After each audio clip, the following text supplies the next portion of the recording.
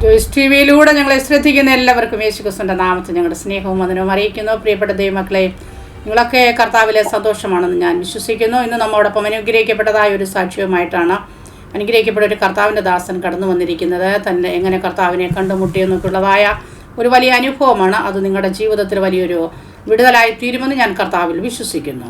നിങ്ങൾക്ക് ആർക്കെങ്കിലും നിങ്ങളുടേതായ സാക്ഷ്യങ്ങൾ ഞങ്ങളുടെ ചാനലിൽ ഷെയർ ചെയ്യാൻ ആഗ്രഹമുണ്ടെങ്കിൽ ഞങ്ങളുടെ സ്ക്രീനിൽ കാണുന്ന നമ്പറിൽ ഞങ്ങളെ കോൺടാക്റ്റ് ചെയ്യാവുന്നതാണ്. പ്രിയ കർത്താവിൻ്റെ ദാസനെ തൻ്റെ അനുഗ്രഹിക്കപ്പെട്ടതായ ജീവിതം ഷെയർ ചെയ്യേണ്ടതിന് ജോയ്സ് ടി വിയിലേക്ക് ഞങ്ങൾ ഹാർദവുമായി സ്വാഗതം ചെയ്യുന്നു. ആമേൻ. Praise Lord. ദൈവദാസനെ എന്തുകൊണ്ട് സന്തോഷമായിരിക്കുവാണല്ലോ? ഓക്കെ, കർത്താവ് സഹായിക്കട്ടെ. ദേവദാസന്റെ ജീവിതത്തിന്റെ അനുഭവത്തിലേക്ക് കടന്നു പോകുന്നതിന് മുന്നമേ തന്നെ നമുക്ക് ദൈവസന്നിധിയിൽ ഒന്ന് പ്രാർത്ഥിക്കാം. ഹല്ലേലൂയ. സ്തോത്രം സ്തോത്രം. പരിശുദ്ധ കർത്താവേ, നന്ദി നിറഞ്ഞ ഹൃദയത്തോടെ ഞങ്ങൾ അങ്ങേ വാഴ്ത്തൊന്ന് സ്തുതിക്കുന്നു, സ്തോത്രം ചെയ്യുന്നപ്പാ. അങ്ങയുടെ മഹാസാന്നിധ്യം ഞങ്ങളോട് കൂടെ ഇരിക്കുന്നതിനാൽ നന്ദി കർത്താവേ. ഹല്ലേലൂയ. അങ്ങയുടെ ദാസനെ ദൈവങ്ങളിൽ ഏൽപ്പിച്ച് പ്രാർത്ഥിക്കുന്നു. കർത്താവ് നടത്തിയ വിധങ്ങളും വഴികളുമൊക്കെ പ്രസ്താവിപ്പാനുള്ള എല്ലാ ദൈവകരമേ നിന്റെ ദാസന്റെ മേൽ കർത്താവ് പകർന്നാട്ട് കേൾവിക്കാരുടെ ജീവിതത്തിൽ ഒരു വലിയ വിടുതലായി മാറുവാൻ കർത്താവ് സഹായിക്കണമേ. ഈ സാക്ഷ്യത്തിലൂടെ അങ്ങയുടെ നാമം ഉയർത്തപ്പെടുവാൻ പരിശുദ്ധ കർത്താവ് സഹായിക്കണമേ. കേൾവിക്കാരെ എല്ലാം അനുഗ്രഹിച്ചാട്ട് യേശു ക്രിസ്തുവിന്റെ നാമത്തിൽ തന്നെ. Amen. Hallelujah. Amen. Praise lord. ദേവദാസനെ എവിടെയാണ് നമ്മോടൊപ്പം ജോയിൻ ചെയ്തിരിക്കുന്നത്? ജോയിൻ ചെയ്തിരിക്കുന്നത് എന്റെ വീട്ടിൽ നിന്ന് ഭവനത്തിൽ നിന്നാണ് ഞാൻ ഈ ജോയ്സ് ടി വിയിൽ ജോയിൻ ചെയ്തിരിക്കുന്നത്. ഓക്കെ. വീട്ടിലെ ആരൊക്കെ ഉണ്ട് കർത്താവിന്റെ ദാസന്റെ? വൈഫും 2 പെൺകുട്ടികളാണ്. മൂത്തയാള് CA പഠിക്കുന്നു, ഇളയാള് BBA കഴിയുന്നു. 2 കുട്ടികളാണ്. സഭാ ശുശ്രൂഷയാണെന്ന് തോന്നിയല്ലോ ഭാസനല്ലേ? അതെ, സഭാ ശുശ്രൂഷയാണ്. മണ്ഡപത്തിൻ കടവിനടുത്താണ്. ട്രിവാൻഡ്രത്തെ കാട്ടാക്കട മണ്ഡപത്തിൻ കടവ് അടുത്താണ് എന്റെ ചർച്ച്. ഓക്കെ. കർത്താവ് സഹായിക്കട്ടെ. കർത്താവിനെ കണ്ടുമുട്ടിയതും എങ്ങനെ ഒരു പാസ്റ്ററായി തീർന്നു എന്നൊക്കെയുള്ള അനുഭവം കേൾക്കാൻ ഞങ്ങൾക്ക് ആഗ്രഹമുണ്ട്. കർത്താവിൻ്റെ ദാസനെ ഷെയർ ചെയ്യാനുള്ള സമയമാണിപ്പോൾ. അതിനായി കർത്താവിൻ്റെ ദാസനെ ഞാൻ ഒരു പ്രാവശ്യം കൂടെ സ്വാഗതം ചെയ്യുന്നു. God bless you pastor. Thank U. കർത്താവിന്റെ പരിശുദ്ധമുള്ള നാമം മൊത്തപ്പെടട്ടെ. അനുഗ്രഹിക്കപ്പെട്ട ജോയ്സ് ടി വിയിലൂടെ നിങ്ങളോട് എന്റെ സാക്ഷ്യം പങ്കുവയ്ക്കാൻ ലഭിച്ച ഈ വിലപ്പെട്ട അവസരം ഞാനൊരു ഭാഗ്യമായി കണക്കാക്കുന്നു. കർത്താവ് എല്ലാവരെയും അനുഗ്രഹിക്കട്ടെ. ജോയ്സ് ടി വിയിലൂടെ ഞങ്ങളെ കേൾക്കുന്ന എല്ലാ പ്രിയപ്പെട്ടവരും ക്രിസ്തുവിന്റെ സ്നേഹവും വന്ദനവും അറിയിക്കുന്നു. എന്റെ സ്വദേശം എന്ന് പറയുന്ന ട്രിവാൻഡ്രത്ത് എയർപോർട്ടിനടുത്താണ്. ഞാൻ ജനിച്ചതും വളർത്തപ്പെട്ടതെല്ലാം ഈ ഒരു പശ്ചാത്തലത്തിലാണ്. ഞാനത് പറഞ്ഞു വരാം. അതിനു മുമ്പായിട്ട് എന്റെ ഈ അനുഭവങ്ങൾ ചില പ്രിയപ്പെട്ടവരുടെ ജീവിതത്തിൽ പരിവർത്തനത്തിന് കാരണമായി തീരും എന്നുള്ളത് എനിക്കറിയാം. ഏതു മനുഷ്യരെയും ക്രിസ്തുവിൽ വെളിച്ചമാക്കി തീർക്കുവാൻ കർത്താവിന് സാധിക്കും എന്നുള്ളതാണ് ഞാൻ ഈ സാക്ഷ്യത്തിലൂടെ പറയാൻ വേണ്ടിയിട്ട് ആഗ്രഹിക്കുന്നത്. അതിൽ 2 ഭാഗങ്ങൾ ഞാൻ പറഞ്ഞു മുന്നോട്ട് പോകട്ടെ. ഒന്നാമതായിട്ട് കഴിഞ്ഞകാല ജീവിതത്തിലെ കൊള്ളരുതാത്ത വഴികളിലൂടെ നടന്ന സംഭവങ്ങളെല്ലാം ഞാൻ വിവരിക്കും. ഞാൻ എന്തിനു ചെയ്തു എന്ന് ചോദിച്ചാൽ അറിവില്ലായ്മയുടെ കാലം എന്ന് പറഞ്ഞാൽ അത് തെറ്റാണെന്ന് അറിഞ്ഞുകൂടാതിരുന്ന ഒരു കാലമാണ്. ഒരുപക്ഷെ തെറ്റാണെന്ന് അറിഞ്ഞിരുന്നുവെങ്കിൽ ഞാൻ അത് ചെയ്യുകയില്ല. അപ്പൊ ആ ഒരു കാലഘട്ടമാണ് എന്റെ ജീവിതത്തിൽ ഉണ്ടായിരുന്നത്. മറ്റൊരു കാര്യം, ഈ അവസ്ഥയിലൂടെ ഇന്ന് പോകുന്ന ഒത്തിരി പേരുണ്ട്. അപ്പോ പലർക്കും ഒരു ചിന്തയുണ്ടാകും, ഈ അവസ്ഥയിൽ നിന്ന് മാറാൻ കഴിയുമോ? ഞങ്ങളെ ആരെങ്കിലും സ്നേഹിക്കുമോ? കൈക്കൊള്ളുമോ? നിശ്ചയമായിട്ടും എന്നെ കൈക്കൊണ്ട് എന്നെ സ്നേഹിച്ച ഈ അവസ്ഥയിൽ എന്നെ കൊണ്ടുവന്ന കർത്താവിന് നിങ്ങളുടെ ജീവിതത്തെ സ്പർശിക്കാൻ കഴിയും. അത് വളരെ പ്രധാനപ്പെട്ട ഒരു ഘടകമാണ്. അത് ഞാൻ പറഞ്ഞു മുന്നോട്ട് പോകട്ടെ. ഞാൻ ജനിച്ചതും വളർത്തപ്പെട്ടതും ഞാൻ പറഞ്ഞു ട്രിവാൻഡ്രത്ത് എയർപോർട്ടിനടുത്താണ് എന്റെ സ്വന്തം സ്ഥലം എന്ന് പറയുന്നത്. എന്റെ അമ്മയ്ക്കും പപ്പയ്ക്കും കൂടെ, എന്റെ അമ്മയ്ക്ക് 10 മക്കളാണ്. അതിൽ 10ാമത്തെ മകനാണ് ഞാൻ. 9 പേര്, ഒരാളിപ്പോ നിത്യതയിൽ വിശ്രമിക്കുന്നു. 8 പേര് മലേഷ്യയിലാണ്. ഞാൻ മാത്രമാണ് ഇന്ത്യയിൽ ജനിച്ച് വളർത്തപ്പെട്ടത്. ഞാനൊരു കാത്തലിക് ബാക്ക്ഗ്രൗണ്ടിലാണ് ജനിച്ചതും വളർത്തപ്പെട്ടത്. അതുകൊണ്ട് എനിക്ക് ജീസസിനെ കുറിച്ച് മറ്റൊരു കാര്യങ്ങളും അറിഞ്ഞു. പിന്നെ ഞാൻ 2015 വരെ എന്റെ 8 ബ്രദേഴ്സിനെ കണ്ടിട്ടുണ്ടായിരുന്നു. ഇപ്പോഴും 2 പേരെ ഞാൻ കണ്ടിട്ടില്ല. അതാണ് എന്റെ അനുഭവത്തിന്റെ ഒരു ഭാഗം എന്ന് പറയുന്നത്. ഇങ്ങനെയുള്ള വഴികളിലൂടെയാണ് ഞാൻ പോയത്. ഞാൻ എങ്ങനെയാണ് യേശുവിനെ രക്ഷകനായി സ്വീകരിച്ചത്? ഞാൻ പറഞ്ഞു, പെന്റിക്കോസ്റ്റ് ഫാമിലിയിലുള്ളവരാരും എന്റെ കുടുംബത്തിലില്ല. പാസ്റ്റേഴ്സ് ആയിട്ടോ വിശ്വാസികളായിട്ടോ ഇല്ല. പിന്നെ എങ്ങനെയാണ് ഞാൻ ഈ ഭാഗത്തേക്ക് വരികയും ഒരു പാസ്റ്റർ ആകുകയും ചെയ്തത്? പാസ്റ്റർ ആകും എന്നുള്ളത് എന്റെ ഒരു സ്വപ്നമായിരുന്നില്ല, എന്റെ ഒരു ആഗ്രഹമായിരുന്നില്ല, ഇതൊന്നും ആയിരുന്നില്ല. പിന്നെ എന്തുകൊണ്ടാണ് ഞാൻ പാസ്റ്റർ ആയത് എന്നുള്ള അനുഭവങ്ങളിലേക്ക് ഞാൻ മുന്നോട്ട് പോകാൻ താല്പര്യപ്പെടുകയാണ്. അങ്ങനെ ഞാൻ കാത്തലിക് ബാക്ക്ഗ്രൗണ്ടിൽ ജനിച്ചു വളർത്തപ്പെട്ട് ജീവിക്കുന്ന വേളയിൽ ഞങ്ങൾക്ക് സ്വന്തമായി ട്രിവാൻഡ്രത്ത് ലോഡ്ജും വീടും ഒക്കെ ഉണ്ടായിരുന്നു. അത് പെട്ടെന്ന് നഷ്ടപ്പെട്ടു പോയി. എന്റെ മമ്മി വിൽക്കാൻ ശ്രമിക്കുകയും അത് വിൽക്കാൻ കഴിയാതെ വന്നു. ഒരു കൂട്ടർ അത് വഞ്ചിച്ചുകൊണ്ട് പോയി. അപ്പൊ അങ്ങനെ വന്നപ്പോൾ ഞങ്ങൾക്ക് ഭവനരഹിതരായി ഞങ്ങൾ തീർന്നു. അന്ന് വരെ കാത്തലിക് ബാക്ക്ഗ്രൗണ്ടിൽ കത്തോലിക്ക വിശ്വാസത്തിൽ വളരെ ശക്തമായി മുന്നോട്ട് പോയിരുന്ന എന്റെ മമ്മി, അന്ന് മുതൽ മമ്മിക്ക് ഈ വിശ്വാസത്തോട് വിരക്തി തോന്നി. എന്റെ അമ്മയ്ക്ക് അത് വിശ്വാസം നഷ്ടപ്പെട്ടത്. മമ്മി അന്ന് പറഞ്ഞ ഒരു കാര്യം ഞാൻ ഇന്നും ഓർക്കുന്നു. മമ്മി പറഞ്ഞു, ഇനി യേശുവിനെ ആരാധിച്ചാൽ കുരിശ് കൂടുതൽ കിട്ടും, അതുകൊണ്ട് യേശുവിനെ ആരാധിക്കുന്നില്ലെന്ന് പറഞ്ഞ് കർത്താവിനോടുള്ള ആരാധന മതിയാക്കി. അന്നത്തെ മറിയ ഇങ്ങനെ തുടങ്ങി ആരാധിക്കുമായിരുന്നു. അതെല്ലാം എന്റെ മമ്മി സ്റ്റോപ്പ് ചെയ്തിട്ട് എന്റെ മമ്മി ഭദ്രകാളി സേവ ചെയ്യാൻ തുടങ്ങി. ഹിന്ദുസം എന്റെ മമ്മി കൺവേർട്ടായി, ഹിന്ദുവിലേക്ക് എന്റെ മമ്മി കൺവേർട്ടായി. ഞങ്ങൾ കുറച്ചുനാളെ കണ്ടു വന്നിട്ടുള്ള ഒരു കാര്യമാണ്. മമ്മി ബ്ലേഡ് കൊണ്ട് കൈ മുറിച്ചിട്ട് ഈ ഭദ്രകാളിയുടെ ഫോട്ടോയിൽ ഒഴിച്ചു കൊടുക്കും. ഞങ്ങളുടെ കൈയും ബ്ലേഡ് കൊണ്ട് കുത്തിയിട്ട് ഭദ്രകാളിയുടെ ഫോട്ടോയിൽ ഇങ്ങനെ വെച്ചു കൊടുക്കും. അപ്പൊ അത് ഗൗളി വന്ന് കഴിക്കുമ്പോൾ ഞങ്ങൾ ചോദിക്കും, കുഞ്ഞുനാളായിരിക്കുമ്പോൾ ഞാൻ ചോദിക്കും, മമ്മി എന്തോത്തിനാ ഇങ്ങനെ ചെയ്യുന്നത്? അപ്പൊ മമ്മി എന്നോട് പറയാറുണ്ട്, മോനെ അത് ഭഗവാൻ അല്ലെങ്കിൽ ദൈവങ്ങൾ നമ്മളെ അനുഗ്രഹിക്കുമെന്ന് പറഞ്ഞു. പക്ഷെ പ്രത്യക്ഷമായ നിലകളിലുള്ള ഭൗതികമായോ ആത്മീയമായോ ഒരു സമാധാനമോ സന്തോഷമോ സ്വസ്ഥതയോ ഞങ്ങളുടെ ഫാമിലിക്കകത്ത് ഉണ്ടായിരുന്നില്ല. ഡേ ടു ഡേ ഞങ്ങളുടെ ഫാമിലി ഒരുപാട് വേഴ്സ് ആയിക്കൊണ്ടിരുന്നു.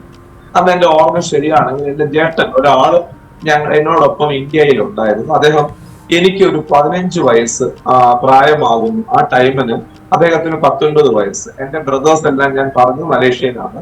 അവിടെ അടുക്കലേക്ക് എന്റെ ജേട്ടൻ അവരെടുക്കുകയും എന്റെ ജേട്ടൻ അങ്ങോട്ട് പോവുകയും ചെയ്തു. അപ്പോൾ ഏറെ പ്രതീക്ഷയോടെയാണ് എന്റെ കുട്ടിക്കാലത്ത് ഞാൻ ആയിരുന്നത്. എന്റെ ജ്യേഷ്ഠൻ പോയി കഴിയുമ്പോൾ ഞങ്ങളെ അദ്ദേഹത്തിന് ഫിനാൻഷ്യലി സഹായിക്കാൻ കഴിയും. ഞങ്ങളുടെ ഈ സാഹചര്യമൊക്കെ മാറുമെന്നാണ് ഞാൻ കരുതിയത്. എന്നാൽ പ്രതീക്ഷയ്ക്ക് വിപരീതമായിട്ട് കാര്യങ്ങൾ അങ്ങോട്ട് നടക്കാൻ തുടങ്ങി. ചേട്ടൻ അവിടെ പോയിട്ട് ഞങ്ങളെ കോണ്ടാക്ട് ചെയ്യാനോ മറ്റൊന്നും കഴിയാതെ പോയി. അങ്ങനെ വരുന്ന സാഹചര്യത്തില് മുന്നോട്ട് എങ്ങനെ പോകണമെന്ന് അറിഞ്ഞുകൂടാ. ഒരു 16 വയസ്സൊക്കെ ആയപ്പോൾ ലോകത്തിന്റെ മോഹം, എന്നെ നിയന്ത്രിക്കുവാൻ ആരുമില്ല. എന്റെ കുട്ടിക്കാലം എന്ന് പറഞ്ഞാൽ പപ്പ വലിയൊരു മദ്യപാനിയായിരുന്നു. എന്റെ പപ്പ മദ്യപാനിയും മമ്മിയെ തല്ലുന്നത് കണ്ടു വളർന്നിട്ടുള്ള ഒരാളാണ് ഞാൻ. പിന്നെ ആ ഒരു അവസ്ഥ ആയതുകൊണ്ട് എന്റെ മമ്മി തന്നെ പപ്പായെ ഉപേക്ഷിച്ചു. അപ്പോ ഞാനും എന്റെ മമ്മിയും മാത്രമാണ് അപ്പോൾ ട്രിവാൻഡ്രത്ത് ശേഷിക്കുന്ന ഒരു അവസ്ഥ. അന്ന് ട്രിവാൻഡ്രത്ത് ഞങ്ങൾ താമസിക്കുന്നത് മണക്കാട് എന്ന് പറയുന്ന സ്ഥലത്ത്, വീട് വാടകയ്ക്കെടുത്ത് അവിടെ താമസിക്കുകയാണ്. ജേട്ടൻ പോയി. പിന്നെ ലോകത്തോടുള്ള എന്റെ താല്പര്യം, മോഹം, എന്നെ നിയന്ത്രിക്കാൻ ആളില്ല. ഇത് എന്നെ പല വഴികളിലേക്ക് നയിച്ചു. വളരെ കുട്ടിക്കാലത്ത് തന്നെ മയക്കുമരുന്ന് ബിസിനസ് ചെയ്യാൻ ഞാൻ തുടങ്ങി, മദ്യപിക്കാൻ തുടങ്ങി, പല ക്രിമിനൽ കൃത്യങ്ങളിലേക്ക് ഞാൻ ഇറങ്ങി പുറപ്പെട്ടു.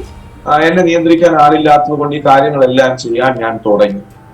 ഞാൻ ജീവിതത്തിൽ വലിയൊരു മോഷണം, പിടിച്ചുപറി, ഇങ്ങനെയുള്ള പല കാര്യങ്ങളിലേക്ക് ഇറങ്ങി പുറപ്പെട്ടു.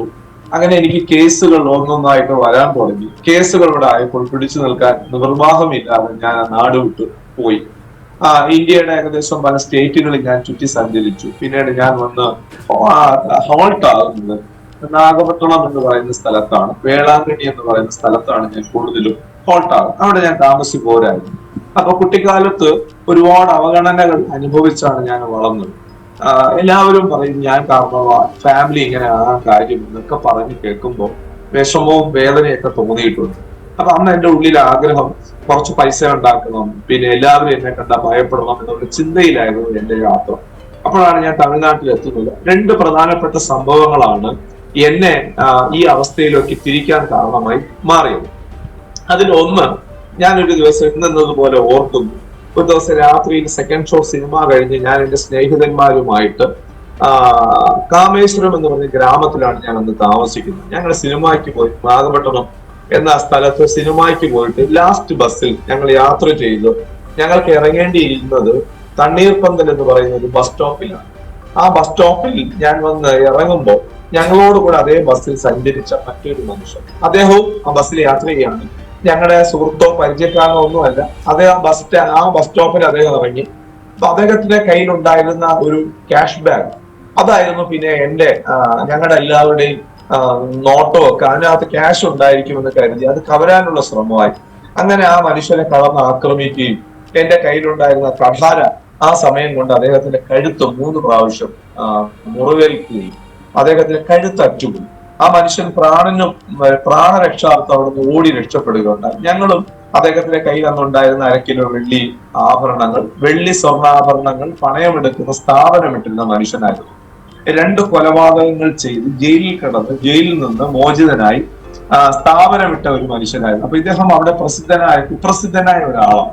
അപ്പൊ ആ മനുഷ്യനെ ഉപദ്രവിച്ചത് കൊണ്ട് ഞാൻ അവിടുത്തെ ഏറ്റവും പ്രധാനപ്പെട്ട ഒരാളായി. ആളുകളെല്ലാം എന്നെ ഭയപ്പെടുവാൻ തുടങ്ങി. എല്ലാവർക്കും എന്നെ കണ്ടാൽ ഭയം, എന്റെ പേര് കേട്ടാൽ ഭയം. ഞാൻ അദ്ദേഹത്തെ ഉപദ്രവിക്കുന്നത്, ഞാൻ പറഞ്ഞു തണ്ണീർപ്പത്തലിന്റെ ബസ് സ്റ്റോപ്പ്, അവിടെ ഒരു പ്രത്യേകതയുള്ളത്, ആ ബസ് സ്റ്റോപ്പിൽ ഒരു ക്ഷേത്രമുണ്ട്. വർഷത്തിൽ ഒരിക്കൽ മാത്രമാണ് ഈ ക്ഷേത്രം തുറക്കുന്നത്. പൂജാകർമ്മങ്ങൾ ചെയ്യുവാൻ, ബലി അർപ്പിക്കുവാനൊക്കെ കോഴിയും ആടും ഒക്കെ ബലി ആ ക്ഷേത്രത്തിൽ അർപ്പിക്കും. അത് കഴിഞ്ഞാൽ ആ ക്ഷേത്രം അടയ്ക്കും. അടുത്ത വർഷമേ പിന്നെ ആ ക്ഷേത്രം തുറക്കാറുള്ളൂ.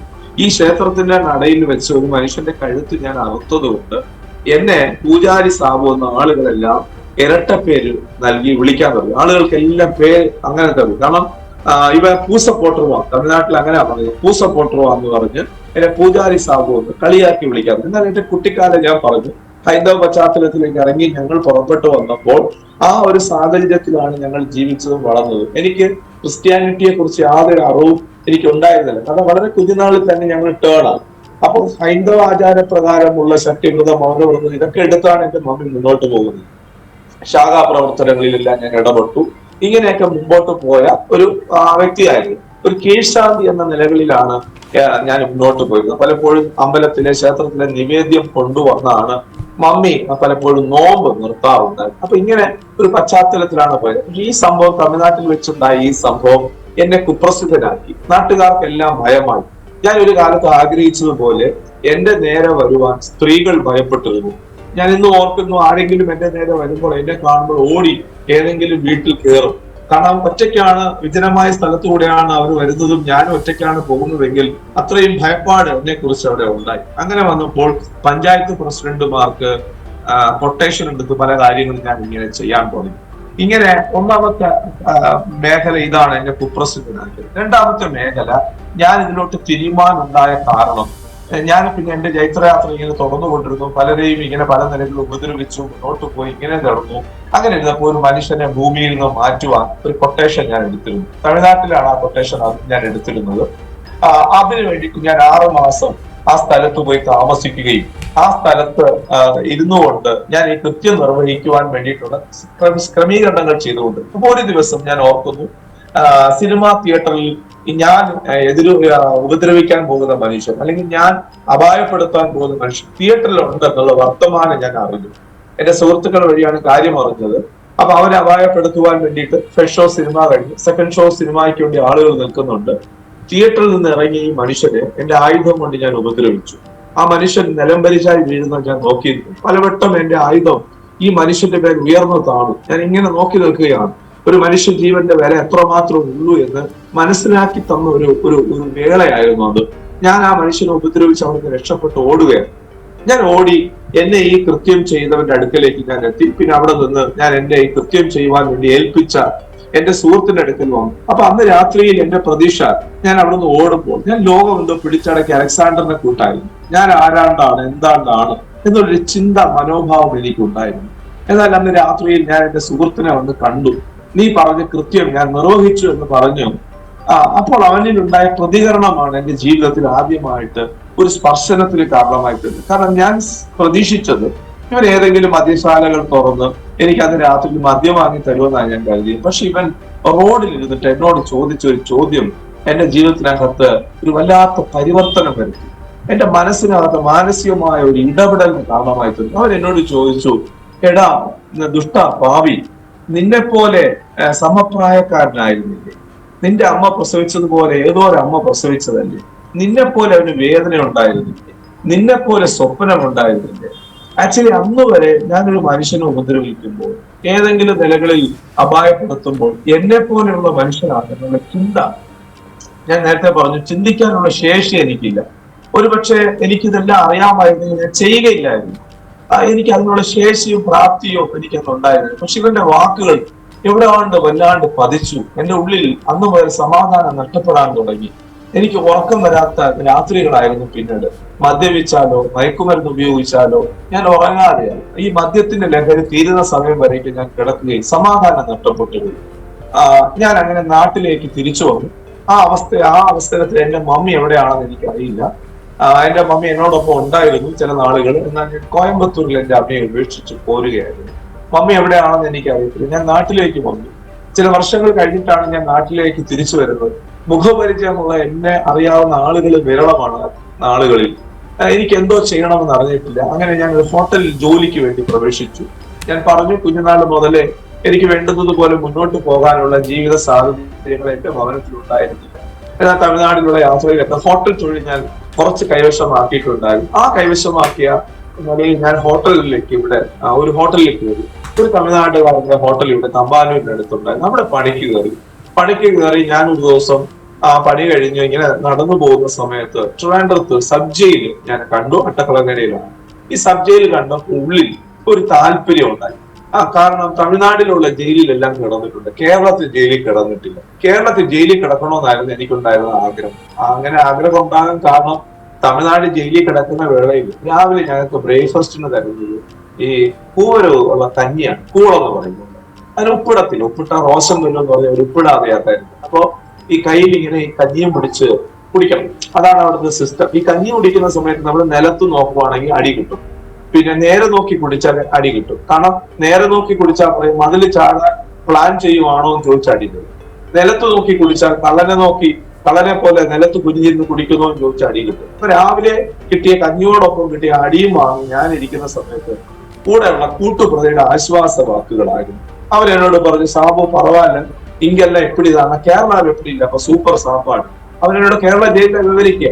നല്ല ഭക്ഷണമാണ് അവിടെ, ഇറച്ചിയുണ്ട്, മീനുണ്ട്, മുട്ടയുണ്ട്. അപ്പൊ അന്ന് എന്റെ ഉള്ളിൽ ഒരു ആഗ്രഹമുണ്ട്, ഇനി കിടന്നാൽ കേരളത്തിൽ ജയിലിൽ കിടക്കും.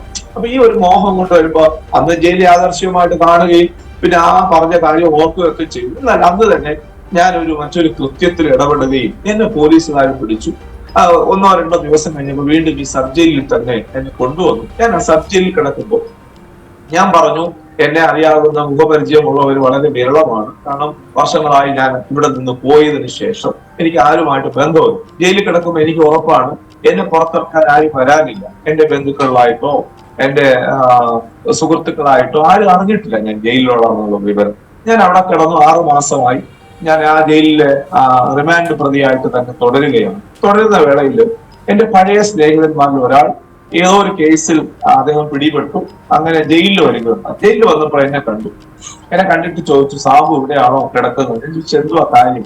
നിന്റെ അമ്മ, എന്റെ മമ്മിയെന്നാ ഞാൻ വിളിക്കുന്നത്, പറഞ്ഞു നിന്റെ മമ്മി നിന്നെ അന്വേഷണം നടത്തുക. അപ്പൊ ഞാൻ അവനോട് പറഞ്ഞ ഒരു കാര്യം, എന്റെ മമ്മിയോട് പറയരുത് ഞാൻ ഇവിടെ ഉണ്ടായ കാര്യം. കാരണം ഞാൻ ഓർത്തുപോയ നിരവധി സംഭവങ്ങളിൽ ഒന്ന് ഇതാണ്.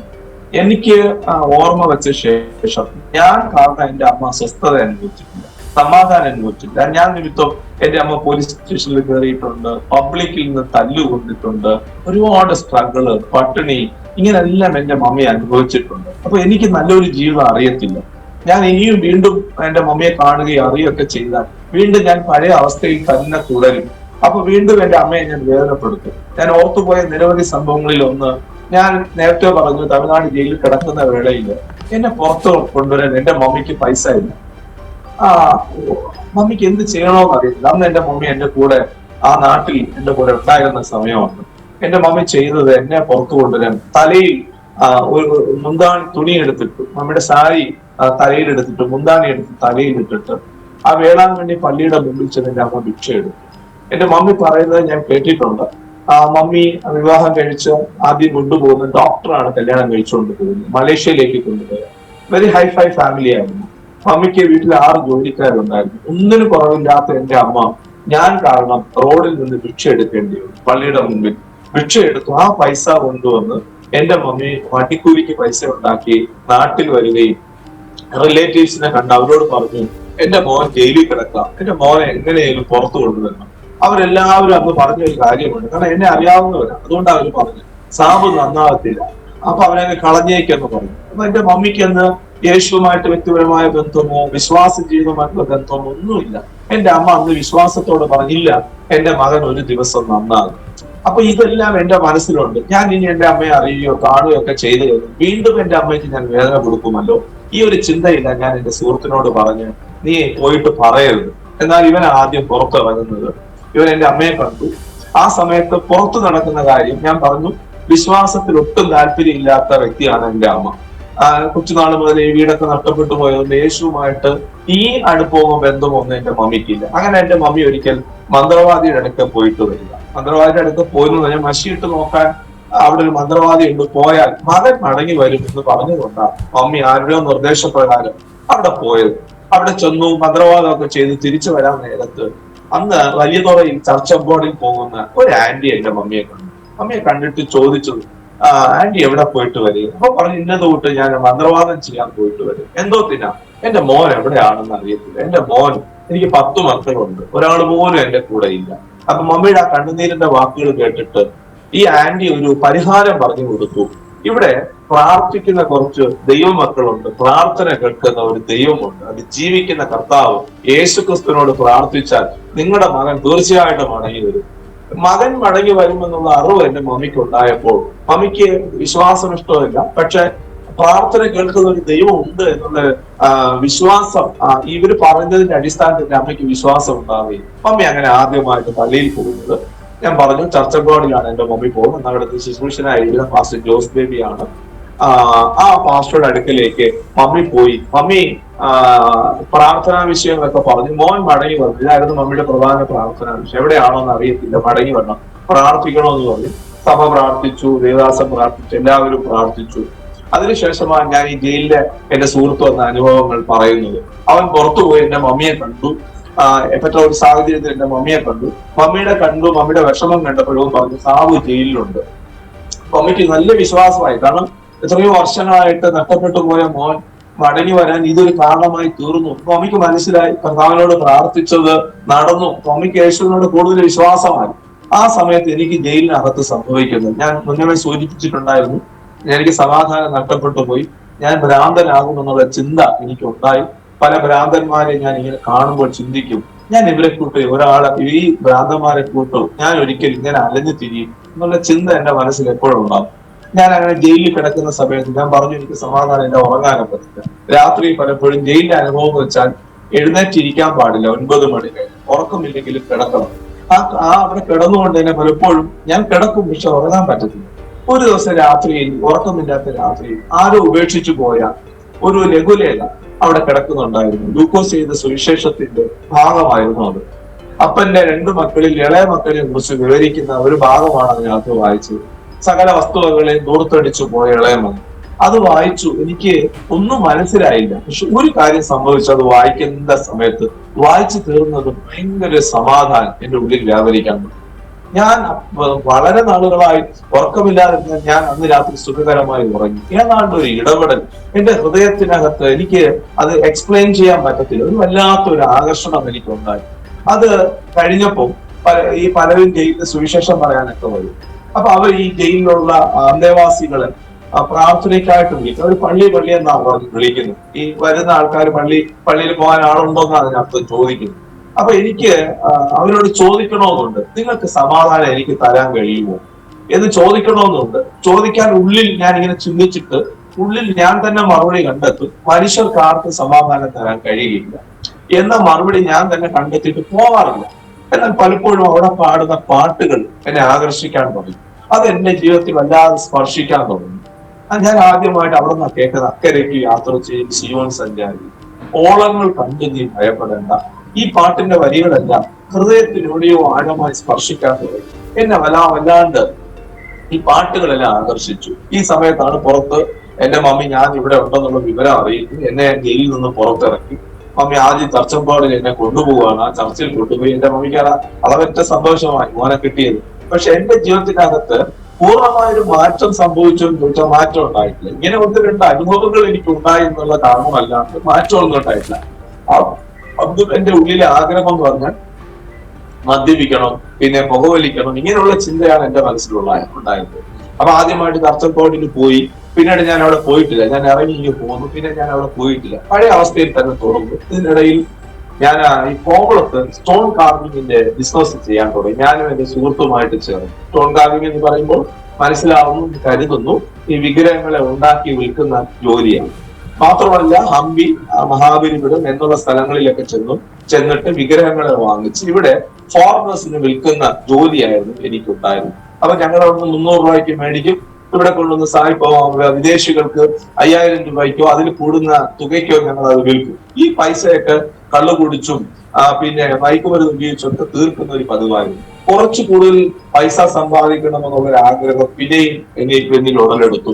ഞാനും എന്റെ സ്നേഹിതന്മാരുമായിട്ട് കൂടി ആലോചിച്ചു ഇനി നമുക്ക് കുറച്ചുകൂടെ കാശ് ഉണ്ടാക്കാനുള്ള വഴി കണ്ടെത്തണമെന്നുള്ള ചിന്തയും നാട് വിട്ടു പോകണമെന്നുള്ള ആഗ്രഹവും കയറിക്കൊണ്ട് ഞങ്ങൾ ഒരു ദിവസം രാത്രിയിൽ സുഹൃത്തുക്കൾ എല്ലാവരും കൂടെ ചേർന്ന് മദ്യപിച്ചു.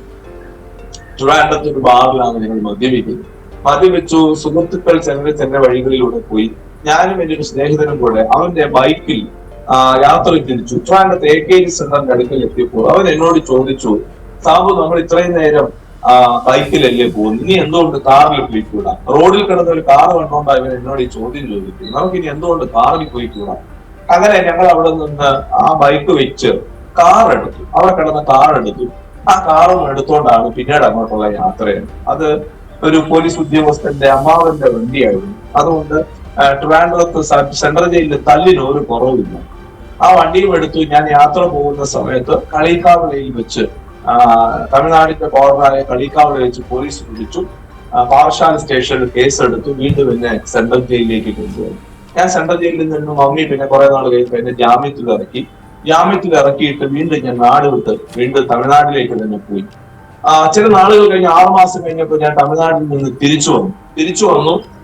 മമ്മി ആ ദിവസങ്ങൾക്കകത്ത് വെച്ച് എന്റെ അമ്മ സ്നാനപ്പെട്ടു, എന്റെ മമ്മി അഭിഷേകം പ്രാപിച്ചു, പരിശുദ്ധാത്മാവിൽ നിറയുകയും എന്റെ അമ്മ അന്യഭാഷ പറയുകയൊക്കെ ചെയ്ത് ഞാൻ കേട്ടിട്ടുണ്ട്. പലപ്പോഴും ഞാൻ ബൈബിള് വായിക്കുന്നെങ്കിൽ വായിച്ചോട്ടെ എന്ന് കരുതി എന്റെ ബെഡിൽ പില്ലോയ്ക്ക് അരികിൽ തലാണിക്ക് അരികിൽ എന്റെ മമ്മി ബൈബിള് കൊണ്ടുവന്ന് വെക്കും.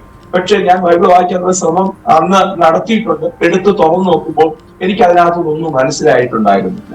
ഞാൻ അങ്ങനെ ബൈബിള് വായിക്കാണ്ടായി. അങ്ങനെ പോയി ഞാൻ അങ്ങനെ തമിഴ്നാട്ടിൽ നിന്ന് പോയി നാടൊക്കെ വിട്ടിട്ട് തിരിച്ചു വന്നു. ഒരു ദിവസം രാത്രിയിൽ മദ്യത്തിന്റെ ലഹരിയാണ്.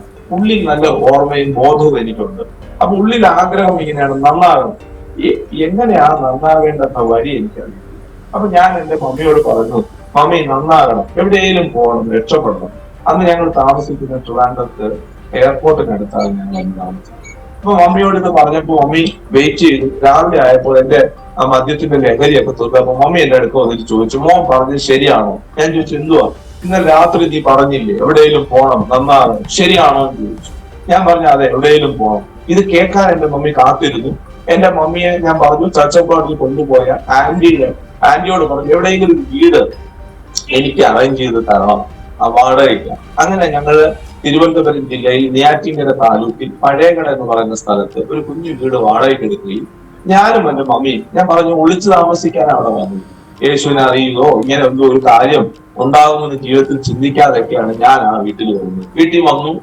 ഞാൻ അവിടെ ഇരുന്നു. മമ്മി അതിനടുത്ത് ഓലത്താമി എന്ന് പറഞ്ഞ സ്ഥലത്ത് അസംബ്ലീസ് ഓഫ് ഗോഡ് ചർച്ചിൽ എന്റെ മമ്മി അവിടെ കൂട്ടായ്മ കൂടാൻ വേണ്ടി അവിടെ ഞാൻ ഒരു ദിവസം പോയി. പിന്നെ അങ്ങോട്ട് എനിക്ക് അവരുമായിട്ട് ചേരാൻ കഴിയുന്ന ഒരു ജീവിതമായിരുന്നില്ല എന്റെ. അതുകൊണ്ട് ഞാൻ അവിടെ നിന്ന് അകലുകയും എന്റെ അതേ എന്റെ അവസ്ഥ തന്നെ ഞാൻ തുടരുകയും ചെയ്തുകൊണ്ടിരുന്നു. ഒരു ദിവസം ഞാൻ ഓർക്കുന്നു, ഒരു ദേവദാസൻ എന്റെ ഭവനത്തിൽ വന്നതല്ല, അദ്ദേഹത്തെ എന്റെ മമ്മി കൂട്ടിക്കൊണ്ടു വന്നില്ല. അദ്ദേഹം ജയിലിൽ വെച്ച് യേശുവിനെ രക്ഷകനായി സ്വീകരിച്ച ഒരു മനുഷ്യനായിരുന്നു. അദ്ദേഹത്തിന്റെ കയ്യിൽ നിന്ന് ഒരു മനുഷ്യൻ മരണപ്പെട്ടുപോയി. അനന്തരം അദ്ദേഹം ജയിൽ ശിക്ഷ കാലയളവ് കഴിച്ചു വരുന്ന സമയത്ത് അദ്ദേഹം യേശു രക്ഷകനായി സ്വീകരിച്ചു. അദ്ദേഹത്തിന് അനുഭവം വന്ന് അദ്ദേഹം സഭയിൽ പറയുകയും എന്റെ മമ്മി പറഞ്ഞു, എന്റെ മോനോട് വന്ന് യേശുവിനെ കുറിച്ചൊന്ന് പറയണം. അങ്ങനെ അദ്ദേഹം എന്നോട് വന്നു. എന്നെ കണ്ടോടനെ അദ്ദേഹം പറഞ്ഞത്, ദൈവത്തിന് നിങ്ങളെ വേണം. ഒന്നുകൂടെ കയറി പറഞ്ഞാൽ, യേശുവിന് നിങ്ങളെ വേണം. നിങ്ങളുടെ കയ്യിലുള്ള എല്ലാ പ്രവൃത്തികളും ഉപേക്ഷിച്ചിട്ട് നിങ്ങൾ വരണം. കർത്താവ് നിങ്ങളെ വേണം. ഇനി മുന്നോട്ട് പോകരുത്. യേശു നിങ്ങളെ പിടിക്കും. ഞാൻ ഈ വാക്കുകൾ അവഗണിച്ചില്ല. ഞാൻ ഇത് പുറന്തള്ളിക്കൊണ്ട് ഞാൻ എന്താണോ ചെയ്യാൻ ആഗ്രഹിക്കുന്ന ആ അവസ്ഥയിലേക്ക് ഞാൻ അങ്ങോട്ട് മുന്നോട്ട് പോവുകയായിരുന്നു. ഞാൻ ഓർക്കുന്നു, ഒരു രാത്രിയിൽ ഞാനും എന്റെ സുഹൃത്തുക്കളുമായിട്ട് ചില പദ്ധതികളെല്ലാം പ്ലാൻ ചെയ്ത് ഒരു സ്ഥലത്ത് ഒരു ഏരിയയിൽ പോവുകയായിരുന്നു. അവിടെ പോയി ഇവിടെ കൂട്ടത്തിൽ നിൽക്കുമ്പോൾ തന്നെ എന്റെ മനസ്സിൽ ആരാണ്ട് പറയും, ഇവിടെ ഏതാണ്ട് സംഭവിക്കും. അത് പറഞ്ഞു തീരുന്നതിന് മുമ്പ് തന്നെ ഇവർ പോയ സ്ഥലത്ത് ചില പ്രശ്നങ്ങൾ ഉണ്ടായി. ആ പ്രശ്നങ്ങളിലേക്ക് അവരെല്ലാവരും ഓടി. അപ്പൊ എന്റെ കയ്യിൽ, ഞാൻ പുതുതായിട്ടാണ് ആ സ്ഥലത്ത് ആദ്യമായിട്ട് അറിഞ്ഞത്. ഞാൻ അന്ന് ജീൻസ് പാന്റ്, ടീഷർട്ട്സ്, പിന്നെ ടീഷർട്ട് ഇട്ടിട്ടുണ്ട്, ക്യാൻവാസ് ഷൂസ് ഇട്ടിട്ടുണ്ട്. ക്യാൻവാസ് ഷൂസ് ഇങ്ങനെ കയ്യിൽ വെച്ചിരിക്കുക, കാരണം ശബ്ദം കേൾക്കാതിരിക്കാൻ നടക്കുന്നു. ഇത് ഊരി ഇങ്ങനെ കയ്യിൽ പിടിച്ചുകൊണ്ടിരിക്കുക. എന്റെ കയ്യില് ആയുധമുണ്ട്, വാളുണ്ട്. ആ കാലഘട്ടങ്ങളിലെല്ലാം ഞാൻ എപ്പോഴും ആയുധം കയ്യിൽ കരുതുന്ന ഒരു മനുഷ്യനായിരുന്നു. റിവോൾവറോ പിന്നെ വാളോ പിന്നെ കഠാര എന്തെങ്കിലും എന്റെ കയ്യിൽ കാണും. ഞാനൊരു സാഡിസ്റ്റ് ആയിട്ട് ജീവിച്ച മനുഷ്യനാണ്. മറ്റുള്ളവരെ ഉപദ്രവിക്കുന്നത് എനിക്ക് ഇഷ്ടമായിരുന്നു, മറ്റുള്ളവരുടെ വേദന എനിക്ക് ഇഷ്ടമായിരുന്നു. ഈ കോഴിയൊക്കെ ജീവനോടെ ഉരിച്ച് ഞാനിങ്ങനെ നടക്കാൻ, അതിങ്ങനെ ചോര ഒലിപ്പിച്ച് നടക്കുന്നത് കാണാൻ ഇഷ്ടപ്പെട്ട ഒരു മനുഷ്യനായിരുന്നു. കല്ലായ ഹൃദയമായിരുന്നു എന്റെ ജീവിതം എന്ന് പറയുന്നത്. ഒത്തിരി കാര്യങ്ങളുണ്ട്, സോഷ്യൽ മീഡിയയിലൂടെ പലരും വീക്ഷിക്കുന്നത് കൊണ്ട് എല്ലാം അങ്ങോട്ട് എനിക്ക് തുറന്നു പറയാൻ ബുദ്ധിമുട്ടുണ്ട്. അതുകൊണ്ട് ഞാൻ പോകുന്നത് ഞാൻ ഏറ്റവും ക്രൂവലായ ഒരു പേഴ്സൺ ആയിരുന്നു. ഈ കാണുന്ന കൂട്ട് സംസാരിക്കുന്ന കൂട്ടല്ലായിരുന്നു എന്റെ ജീവിതവും എന്റെ അനുഭവങ്ങളും ഇല്ല. അപ്പോ ഞാൻ അവിടെ ഇവിടെ എന്തോ പ്രശ്നം ഉണ്ടാവും പറയുകയും അവിടെ പ്രശ്നം ക്രിയേറ്റ് ആവുകയും ഞാൻ അവിടെ നിന്ന് ഓടി രക്ഷപ്പെട്ടു. ഈ ഓടുന്ന സമയത്ത് വലത് കാല് ഒരു കലിങ്കിൽ ഒരു തോടുണ്ട്, ആ തോടിന്റെ വക്കിൽ തട്ടി വലത് കാല് ഒടിഞ്ഞു. ഈ ഇടത് കാല് 2 വയസ്സിൽ പോളിയോ വന്ന് മടങ്ങിപ്പോയ കാലം, 15 വയസ്സിൽ ഒരു സംഘടനത്തിൽപ്പെട്ട് ഈ കാല് ഒടിഞ്ഞിട്ടുണ്ട്. 19 വയസ്സിൽ വീണ്ടും മറ്റൊരു സംഘടനത്തിൽപ്പെട്ട് എന്റെ ഈ ഇടത് കാല് ഒടിഞ്ഞിട്ടുണ്ട്. വലത് കാല് ഒടിയുക, ഈ വലത് കാലും കൂടെ ഒടിയും. എനിക്ക് സ്വാധീനക്കുറവുണ്ട് ഈ ഇടത് കാല്. ഇന്ന് വലിയ കുഴപ്പമില്ല, അന്ന് എനിക്ക് ഇതിനേക്കാളും സ്വാധീനക്കുറവാണ്. ഇതെനിക്ക് നല്ല ബാലൻസ് ചെയ്തൊന്നും നിൽക്കാനോ നടക്കാനോ ഒന്നും പറ്റുകയില്ല ആയിരുന്നു. അപ്പൊ കാലൊടിഞ്ഞ് കിടക്കുമ്പോൾ ഞാൻ പൂർണ്ണമായിട്ട് ഉറച്ചു. നാട്ടുകാരുടെ ആളുകളെല്ലാം എന്നെ തല്ലിക്കൊല്ലും, എന്നെ ഇതിനെ ഇരയാക്കുമെന്ന് എനിക്ക് നന്നായിട്ടറിയാം. ഏതെങ്കിലും തെങ്ങിന് വളമായി ഞാൻ മാറുമെന്ന് എനിക്കറിയാം. അപ്പൊ അന്ന് അവിടെ കിടന്നുകൊണ്ട് ഞാൻ പറഞ്ഞു യേശുവിനെ കുറിച്ചുള്ള പൂർണ്ണ അറിവോ കാര്യങ്ങളോ ഒന്നുമില്ല. അപ്പൊ ഞാൻ അവിടെ കിടന്നുകൊണ്ട് ഒരു തീരുമാനമെടുത്തു, ഇവിടെ നിന്ന് എനിക്ക് രക്ഷ കിട്ടുക, ഇവിടെ നിന്ന് എന്നെ രക്ഷപ്പെടുകയാണെങ്കിൽ മമ്മി പറയുന്നത് ഞാൻ യേശുവിനെ ആരാധിക്കാം അല്ലെങ്കിൽ യേശുവിനെ പിന്തുടരാം എന്ന് അവിടെ ഒരു തീരുമാനമെടുത്തു. ഈ എന്നെ അന്വേഷിച്ചു വന്ന ആളുകളുടെ ടോർച്ചിന്റെ വെളിച്ചം ഒരിക്കൽ എന്റെ കാലിൽ അടിച്ചതായിട്ട് ഞാൻ ഓർക്കുന്നു. പക്ഷെ അവരുടെ കൺതെറ്റിയിൽ എന്നെ പെടാതെ ഇന്ന് ഞാൻ കർത്താവിന്റെ വേലയിലായിരിക്കണം എന്നത് ദൈവത്തിന്റെ മുൻ നിർണയ പദ്ധതി ആയിരുന്നത് കൊണ്ട് ആ കണ്ണിൽ ഞാൻ പെടാതെ അവിടെ നിന്ന് ഞാൻ രക്ഷ പ്രാപിച്ചു. അവിടെ നിന്ന് ഞാൻ വിടുവിക്കപ്പെട്ടു. അവിടെ നിന്ന് ഞാൻ റോഡിലേക്ക് വന്നു. ഞാൻ റോഡിൽ കയറി, പിന്നെ എന്റെ വീട്ടിലേക്ക് വന്നു. ഒരു ഓട്ടോയിൽ കയറി വീട്ടിലേക്ക് വന്നു. വീട്ടിൽ ഞാൻ ഈ കാലിന്റെ വൈദ്യ ചികിത്സ ചെയ്ത് ഞാൻ വിശ്രമിക്കുകയാണ്. ഒരു വൈദ്യരാണ് എനിക്ക് ചികിത്സ ചെയ്തത്. ഞാൻ വൈദ്യ ചികിത്സ ചെയ്ത് വിശ്രമിക്കുന്ന സമയത്ത് അന്ന് എന്റെ വീട്ടിൽ വന്നു പോയ പാസ്റ്റർ ഞാൻ അപകടനിലയിൽ കിടക്കുന്നു എന്ന് അറിഞ്ഞിട്ട് എന്റെ ഭവനത്തിൽ വന്നു. അദ്ദേഹം വന്ന് ഇരിക്കുകയും അദ്ദേഹത്തിന് ഞങ്ങൾക്ക് അന്ന് ഞങ്ങൾ താമസിക്കുന്ന കുഞ്ഞു വീടാണ്, ചാണകമടിക തറയുള്ള ഒരു കുഞ്ഞു വീടാണ്. അന്ന് ആ സഭയിൽ പോകുന്ന വിശ്വാസ സഹോദരങ്ങൾ ഞങ്ങളുടെ വീട്ടിൽ തന്ന ഒരു കട്ടില്, ബെഞ്ച്, ഇങ്ങനെയുള്ള വസ്തുക്കളല്ലാണ്ട് ഞങ്ങൾക്ക് സ്വന്തമെന്ന് പറയാൻ ഒന്നും ഇല്ലാത്ത ഒരവസ്ഥയായിരുന്നു. അദ്ദേഹം എന്നോട് ഞങ്ങളുടെ വീട്ടിൽ വന്നിട്ട് ഞങ്ങൾ കൊടുത്ത കട്ടൻ കാപ്പിയും പിന്നെ ഒരു പഴവും കൊടുത്തു. അദ്ദേഹം പറഞ്ഞ കാര്യം ഞാൻ ഇന്നും ഓർക്കുന്നു, നിങ്ങൾ യേശുവിനെ സ്വീകരിക്കണം എന്ന് പറഞ്ഞു. ഇല്ലെങ്കിൽ ഞാൻ ഈ കട്ടൻ കാപ്പിയും ചായ കുടിച്ചിട്ട് പോകും, ഇനി ഒരിക്കലും ഞാൻ ഇങ്ങോട്ട് വരത്തില്ല. അപ്പോൾ ഞാൻ അദ്ദേഹത്തോട് ചോദിച്ച നിരവധി ചോദ്യങ്ങളിൽ ഒരു 2-3 ചോദ്യം ഇതാണ്. ഞാൻ അദ്ദേഹത്തോട് ചോദിച്ചു, യേശുവിനെ അറിഞ്ഞാൽ എന്തോ കിട്ടും? അപ്പൊ എനിക്കറിയുന്നത് യേശുവിനെ അറിഞ്ഞാൽ എന്തോ കിട്ടും.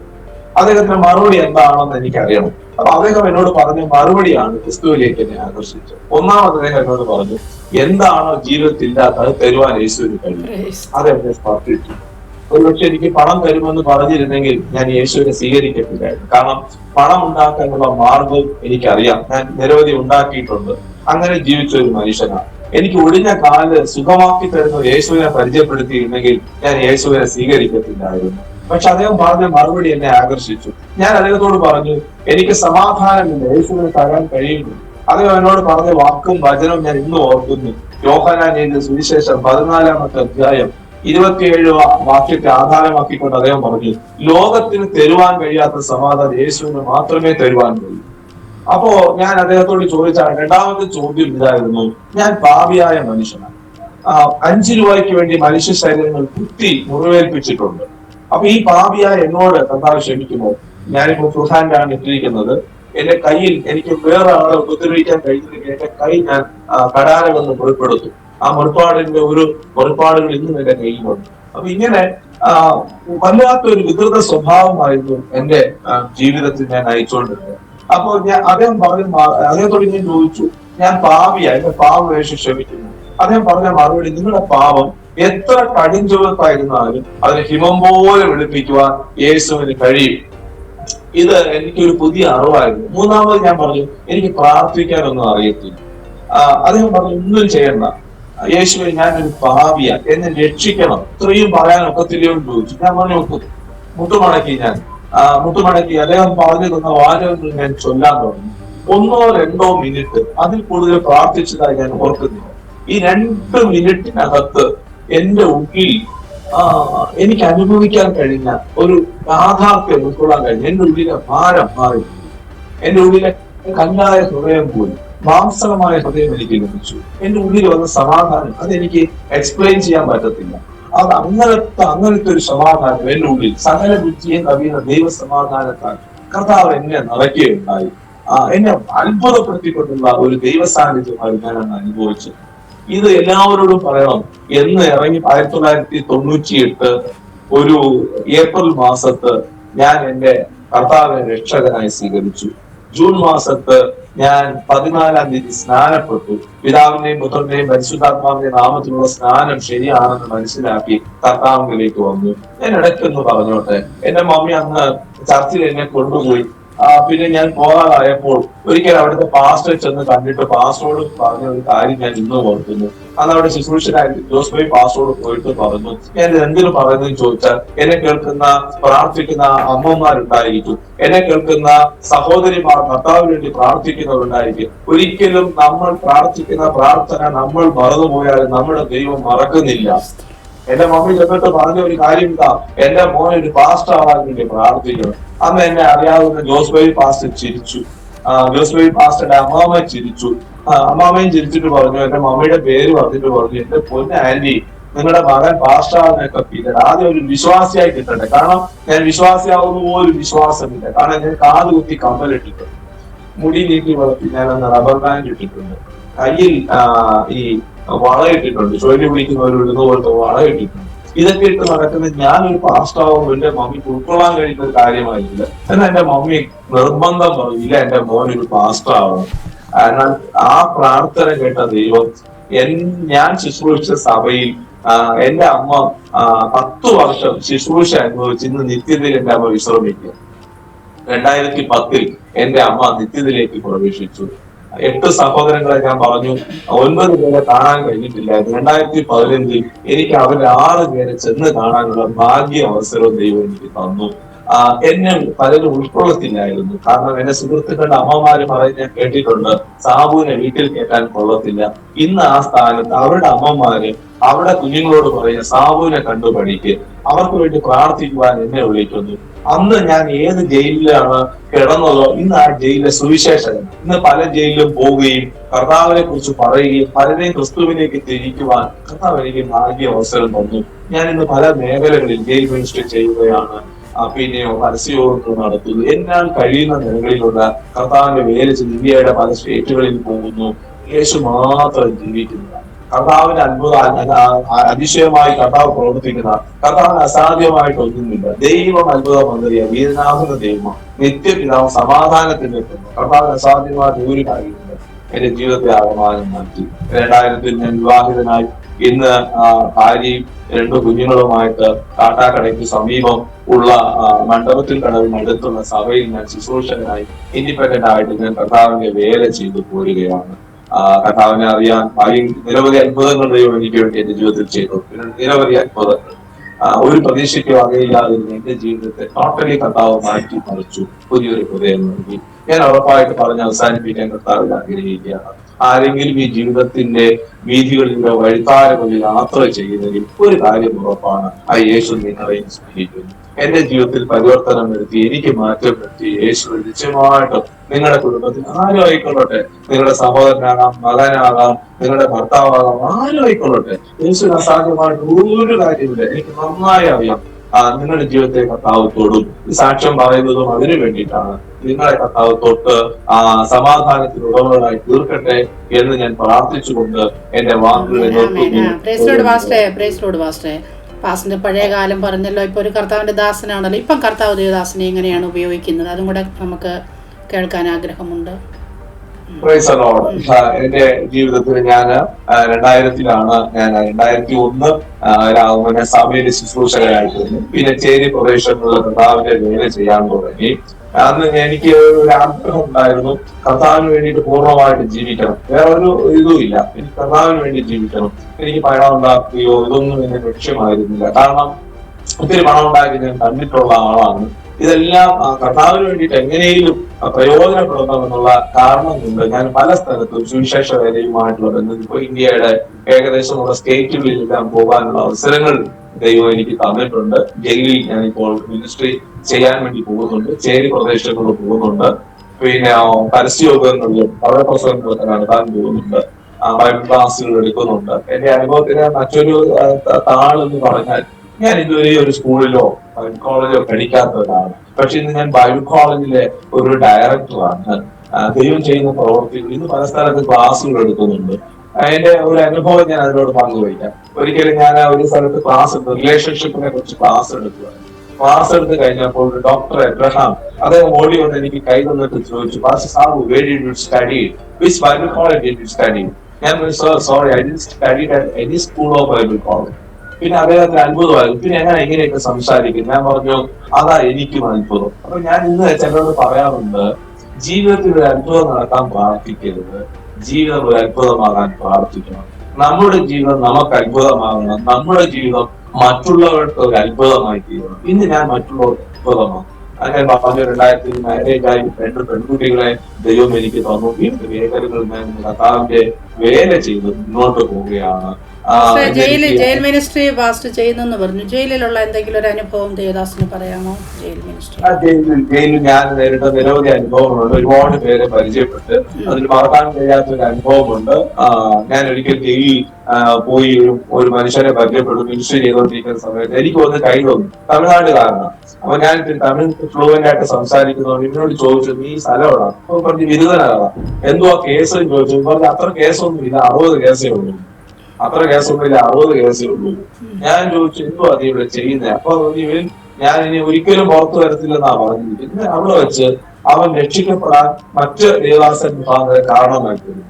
ആ മനുഷ്യൻ രക്ഷിക്കപ്പെട്ടു. ആ മനുഷ്യനെ 8.5 വർഷമായപ്പോൾ ആ ജയിലിൽ നിന്ന് അവന് വെറുതെ വിട്ടു. ഇന്ന് അദ്ദേഹം ഞങ്ങളുടെ ബിഷപ്പയായിട്ട് ബിരുദനഗർ എന്ന പറഞ്ഞ സ്ഥലത്ത് കർത്താവിന്റെ വേല ചെയ്യുക. ഇങ്ങനെ നിരവധി പേര് എനിക്ക് പരിചയപ്പെടുവാനും പലരെ അവരുടെ ജീവിത അനുഭവങ്ങളിൽ മടക്കി കൊണ്ടുവരുവാനെല്ലാം ദൈവം എന്നെ ഉപയോഗിച്ചിട്ടുണ്ട്, ദൈവം എന്നെ സഹായിച്ചിട്ടുണ്ട്. ഏകദേശം 10-ലധികം പേരെ സുവിശേഷ വേലയുടെ ഭാഗത്തേക്ക് കൊണ്ടുവരുവാനും കർത്താവ് എന്നെ ഉപയോഗിച്ചിട്ടുണ്ട്. പല പ്രിയപ്പെട്ടവരെ ബൈബിൾ കോളേജിൽ അയക്കുവാനും പലരെ പഠിപ്പിച്ച് കർത്താവിൽ അവർ പ്രയോജനമുള്ളവരായി തീരാനെല്ലാം ദൈവം എന്നെ ഉപയോഗിച്ചിട്ടുണ്ട്.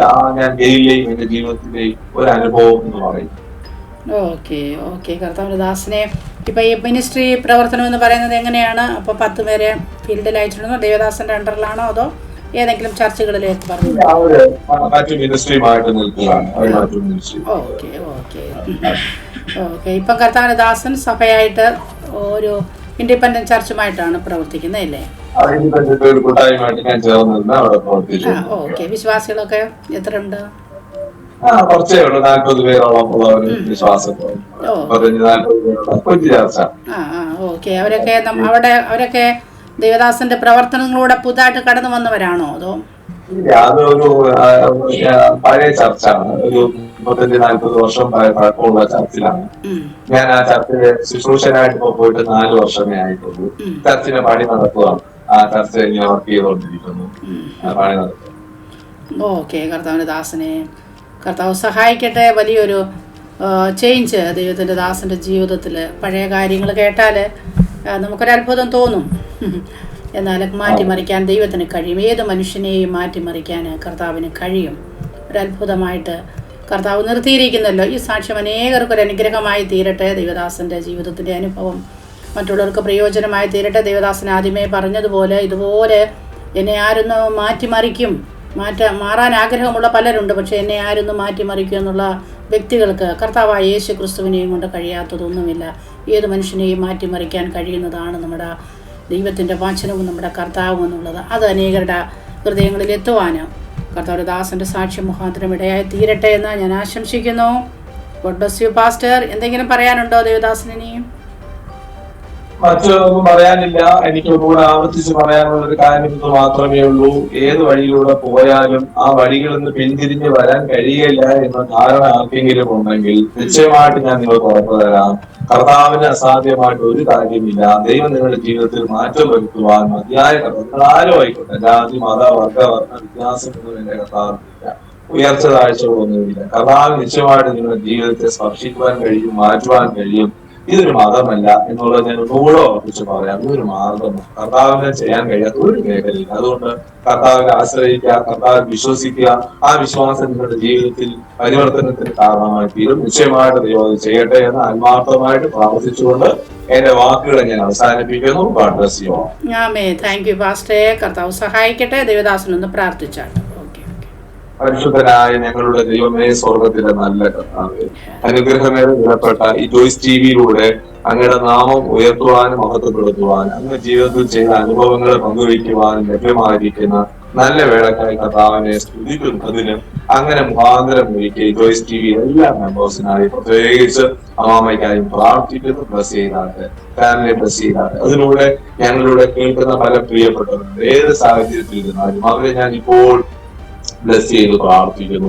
അസമാധാനത്തിന്റെ മേഖലയിലൂടെ പോകുന്നവർക്ക് സമാധാനം ഇപ്പോൾ തന്നെ പകരണമേ. രോഗികളായിട്ട് ആരെങ്കിലും ഇരിക്കുന്നതിൽ ഇപ്പോൾ തന്നെ സൗഖ്യമാകട്ടെ. ജീവിതത്തിൽ വലിയ ചേഞ്ച് അവിടുന്ന് വരുത്തിക്കാട്ടെ. അവിടുത്തെ ആത്മാവിന്റെ സ്പർശനം അയച്ചാട്ടെ. അവിടുന്ന് അങ്ങനെ ചെയ്യുന്നതിനായി അവിടുത്തെ പ്രവൃത്തി അയക്കുന്നതിനായിട്ട് നന്ദി. എല്ലാ മഹത്വം അംഗീകരിക്കുന്നു. യേശുവിന്റെ നാമത്തിൽ പ്രാർത്ഥിക്കുന്നു. ദയവായിട്ട് പ്രാർത്ഥന കേൾക്കണം. Thank you pastor. Thank you. ഞങ്ങളോടൊത്ത് ചിലവഴിച്ച സമയത്തിന് നന്ദിയുണ്ട്. കർത്താവ് അനുഗ്രഹിക്കട്ടെ. Okay pastor.